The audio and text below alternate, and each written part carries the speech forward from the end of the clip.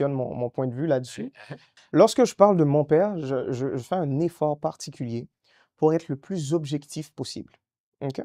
Et je tiens aussi à le dire publiquement, avec mon père, on n'a pas toujours été d'accord avec tout. On a toujours eu nos différends. Comme par exemple, il y a certaines décisions politiques qui ont été prises. Moi, je n'étais pas d'accord, personnellement. Et Lesquels? activement, en fait. Ben, par rapport à la communication, par exemple. Parce que Mhm, là, tu viens juste de mentionner que c'est pas comme ça que les gens ils l'ont perçu. mhm, Et moi, j'avais compris que depuis début des années 2000, depuis le début de l'année 2018, en fait, mhm, que il y avait justement cette volonté au sein de son cabinet. On lui demandait d'arrêter de s'exprimer mhm, publiquement trop souvent. mhm, Parce que de son investiture le 7 février 2017 à peu près juin, juillet 2018, mhm, il parlait à peu près une fois par semaine. Il était mhm, présent, il était dans les émissions, mhm, mhm, il y avait de la communication. Les membres de son cabinet lui ont demandé d'arrêter de faire ça. Écoute, Monsieur Moïse, Monsieur le Président, vous avez les porte-paroles, il faut les laisser faire leur travail parce que, voilà, voilà, quand vous parlez, Tu vas ça nous aller sur éclipse. bien sûr. Exact. Moi, j'étais contre. Mhm, J'étais contre cette décision parce que je lui disais toujours, en fait, je le voyais le dimanche matin, lorsque je passais le voir un dimanche matin, il prenait son assiette, allait à la cuisine, se servait un plat de maïs, mhm, puis ça, M. Chital, il mangeait, et puis moi, j'étais comme, tu vois ça, tu dois le montrer au public, mhm, parce que ça, c'est toi. mhm, Parce que les gens, ils te prennent pour un bourreau qui vit dans un palais où tout mhm, est en or, puis mhm, qui a 150 personnes mhm, mhm. à son service, tandis que, Dans regarde-toi, une tour d'ivoire, t'as- t'as- selon la t'as- formule. tu Mhm, n'as absolument personne. En fait, il ne veut même pas avoir des gens pour le servir à manger. Il le fait tout seul. mhm, Donc moi, je lui disais déjà cette histoire de communication, moi, je suis pas d'accord. Il va falloir que tu montres un peu de ta vie privée. Va falloir que tu t'exposes. Faut que tu recommences à parler. Et effectivement, il a arrêté de parler la première moitié de l'année 2018. mhm. Et il Et est le pays là That's it, c'est l'a fini. À chaque fois complètement. qu'il prenait la parole après, Mhm, c'était trop tard. mhm, Parce que là, c'est la phrase que j'utilisais toujours avec lui.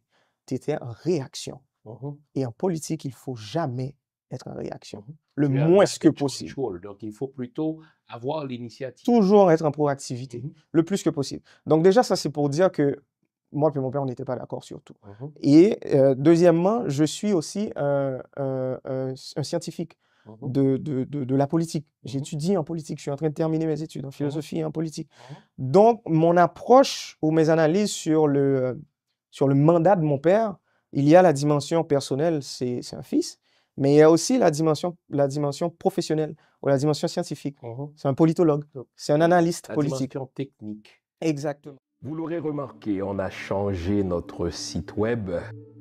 Sur le site web, vous trouverez plusieurs onglets. L'onglet Accueil vous souhaite la bienvenue et tout de suite après, vous tombez sur l'onglet Biographie. Alors là, vous avez une idée des études que j'ai faites. Ensuite, vous avez l'onglet Boutique.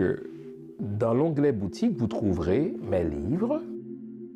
Jusqu'à présent, j'en ai écrit 14. Toujours dans la boutique, vous aurez aussi accès au type de formation que j'offre, soit à des individus ou à des entreprises.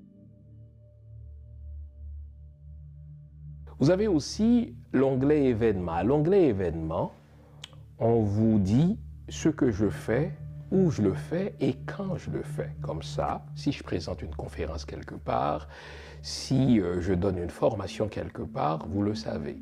Mais ça, c'est à venir. À l'onglet articles, vous avez accès à quelques-uns des articles que j'ai fait paraître sur moult sujets.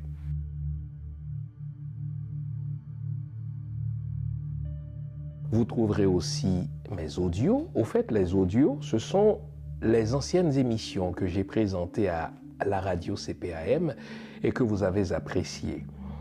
Ce sont des émissions que j'ai présentées sur toutes sortes de sujets allant de la spiritualité à la mystique, de la mystique à la religion, en particulier la religion chrétienne, le judaïsme et un petit peu d'islam aussi. Donc vous trouverez de tout cela.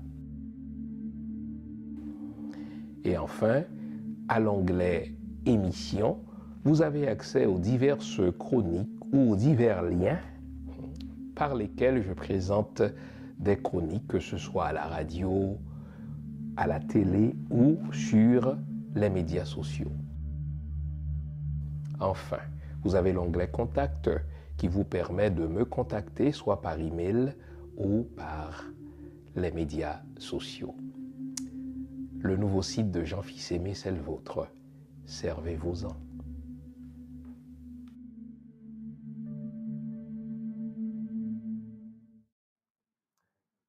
Avec égard, encore une fois, sans vouloir te désavouer, mais l'historien en moi me commande de rappeler cette vérité triste.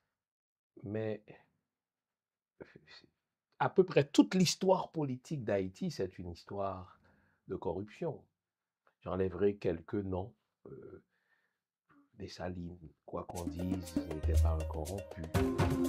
Christophe n'était pas un corrompu. C'est le seul président à avoir légué ses biens à l'État haïtien et à l'armée d'Haïti. Peut estimer. Mais les autres, citez-moi un nom et je vous cite une liste de corruption, de corrupteurs et de corrompus. Bon. Voilà. OK. Et donc, quand tu parles d'ingénierie sociale, il faut dire que les politiciens haïtiens ont bien accepté d'être au cœur de la corruption. Dites-moi, surfacturation, je vous donne tous les présidents. Dites-moi, gabegie, je vous donne tous les présidents. Dites-moi, des chefs d'État qui confondent leur cassette personnelle avec la cassette de l'État, je vous les nomme tous. J'accepte Christophe, Dessalines, estimé. Donc, quand je regarde ça, moi, comme historien, je dis, mais tiens, si tu dis c'est de l'ingénierie sociale, le fait par la population de perdre confiance en ses dirigeants, mais nos dirigeants n'ont pas démérité ce manque de confiance.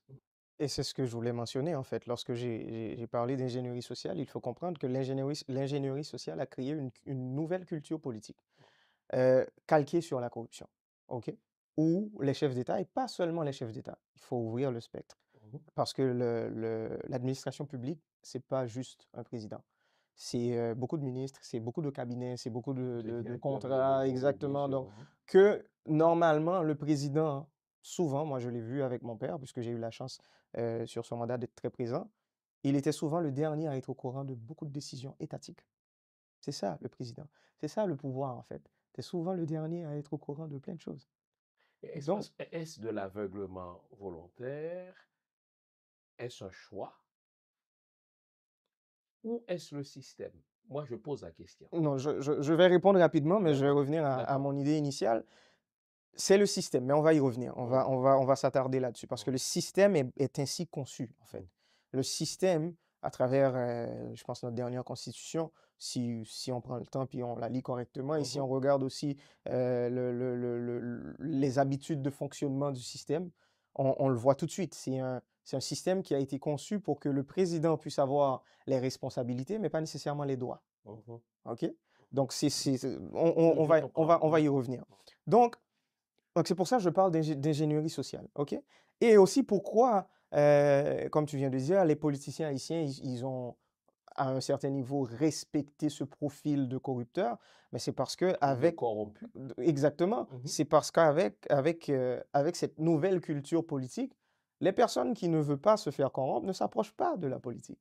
Les personnes, un jeune, par exemple, qui pense à son avenir, ne voudrait pas qu'après son nom, on ajoute voleur, on ajoute corrupteur, corrompu, on ajoute toutes sortes de choses. Donc, les personnes qui ont vraiment une tête sur les épaules se sont retirées de la politique ou ils sont restés relativement très loin de la politique.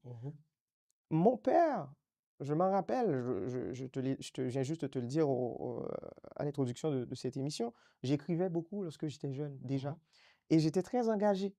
Il y avait un concours à l'Alliance française et le texte, c'était «Si j'étais président». C'était ça le texte. On est en 2009 là. De la République.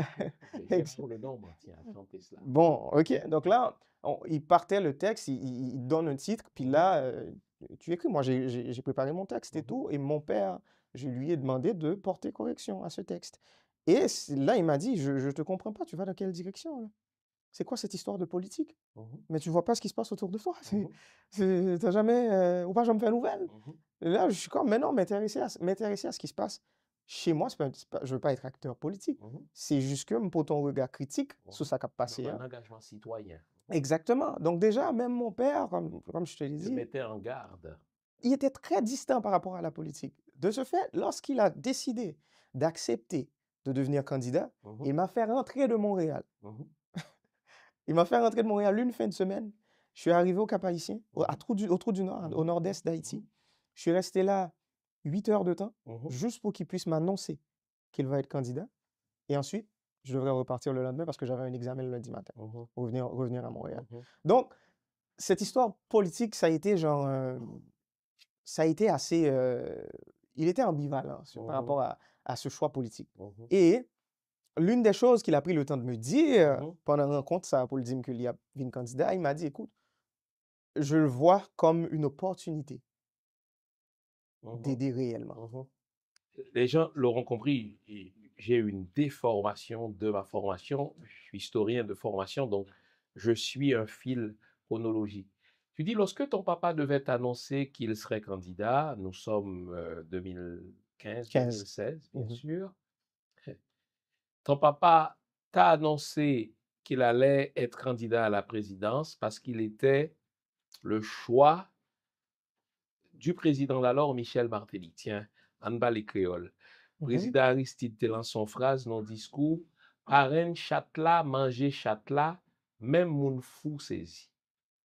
C'est le langage très sibyllin de Jean-Bertrand Aristide pour dire ce que tout le monde comprend, que Martelly a fait nommer Jovenel et il l'a assassiné au point que même les fous sont surpris.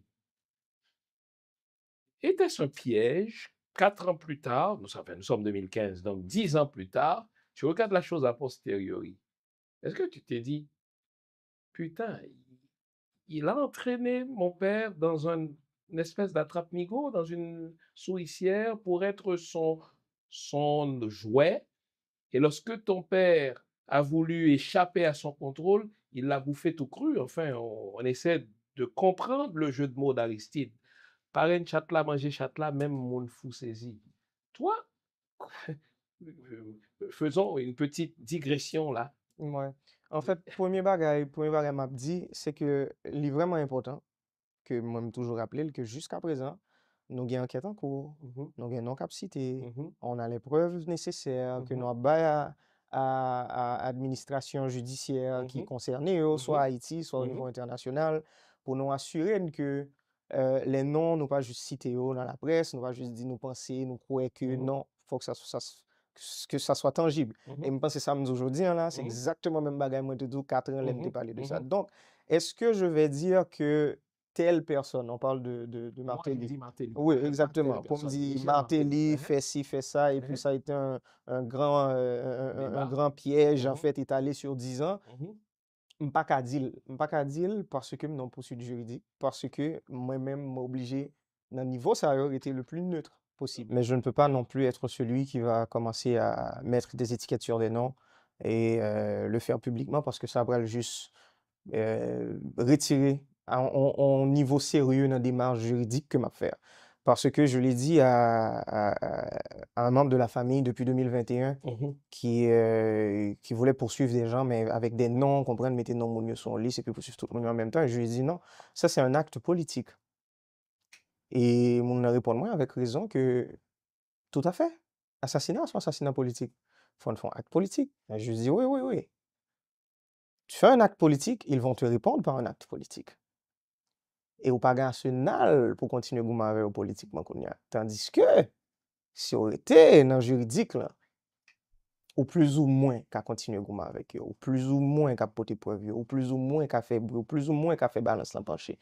Donc, c'est. Et je pense que c'est ça bonne raison quelques années plus tard, parce que justement, avec politique que tu fait un backlash, les retourner sur lui, parce que tu t'es attaqué à des gens qui sont sur le pouvoir, des gens qui ont carrément fait non ou paraître dans le dossier, des gens qui, moi je l'ai déjà vu en Haïti, des gens qui ont fait un numéro patent en compagnie paraître son rapport que ça fait aucun sens.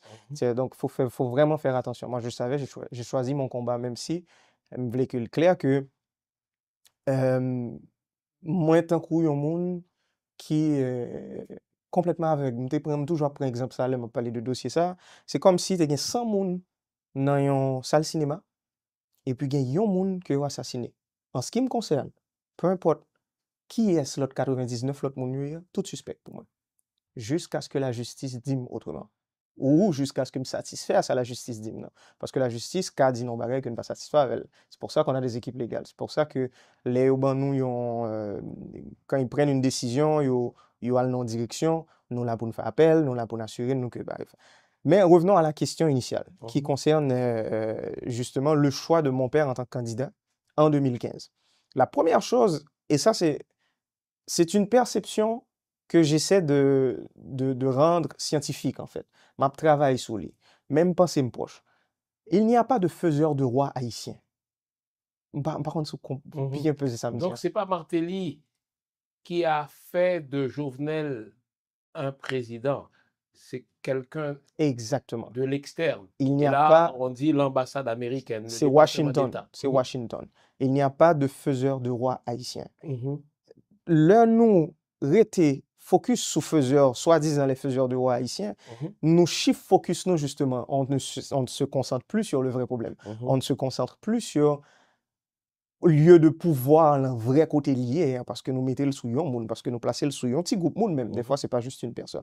Donc ça, c'est important de le comprendre. Est-ce que les soi-disant, les gens qui se font passer pour des faiseurs de roi en Haïti, est-ce qu'ils ne sont pas importants politiquement? Ce serait vraiment ridicule, irresponsable de dire une chose pareille. OK? Cependant, il n'y a pas de faiseur de roi haïtien. Maintenant, dans cette logique, lors en 2015, puisque c'est une dernière période de campagne électorale que nous avons qui aboutit. Exactement, qui est faite constitutionnellement. Ou gagner, c'est ce que j'ai dit tantôt, ou gagner l'eau. Peu importe grosseur l'eau, il y a 5 personnes là-dedans, il y a 10 personnes là-dedans, il y a 100 personnes là-dedans. Un pool, comme on dit. Exactement. Dès que non, moun sa yo sous lissa, ils ont tous été choisis par la même personne. Ou si je n'aime parler de personne ou d'entité, je ne parle pas d'individu. On parle d'un lieu de pouvoir. On parle de précisément Washington. De près ou de loin, volontairement ou involontairement, que vous connaissez, que vous pas connaissez. Donc, le peuple haïtien, lui, quand il va voter, en fait, c'est un faux choix. C'est le dindon de la farce. Exactement. Mais on pourrait parler de politique générale. C'est aussi ça, la démocratie, à un certain niveau. Là, voilà. Donc, ces gens-là n'ont pas un candidat. Ils n'en ont pas 3. Tous les candidats sont leurs candidats. Peu importe le monde qui gagne, ça ne les dérange pas. Ils n'ont pas un profil préféré. OK? Maintenant, ils donnent à peu près, tout le monde a même moyen. Comment on peut l'utiliser de façon intelligemment, de façon intelligente pour arriver à tes fins, pour arriver dans le côté de rivière. Et mon père, lui, fils de paysan qu'il a été, il a fait le travail. Il a fait le travail, il l'a fait de l'extérieur vers l'intérieur. Il n'est pas parti de Port-au-Prince en pensant que le pouvoir est à Port-au-Prince, ma campagne doit se concentrer sur Port-au-Prince. Donc, il réussit débalancer bagaille pendant la campagne là pour réussir mettre tête en position favorable pour le président comme il est devenu je pense fin 2016 puis l'investiture justement en février 2017. Cependant, il y a un autre point important, les gens ils oublient. Entre 2015 à 2017, il y a eu un gouvernement de transition. Avec Privert. OK? Entre 2015 à 2017, il y a eu 2 élections qui ont été annulées. OK? Et dans chaque élection, mon père était le gagnant. Donc, ce qui veut dire, le système, à un moment donné, est-ce que le système voyait qu'il y avait un déviant, qu'ils étaient en train de construire un déviant qu'il allait probablement plus tard changer d'avis, qu'il allait probablement plus tard rester sur ses positions sans ne pas quitter tête l'influence. Est-ce que c'était ça? Mais une chose est sûre, et ça, par contre, si un peu le monde connaît, mais moi je vais vous le dire. Lorsque Privert est devenu président de la République après le départ de Martelly en février 2016, le parti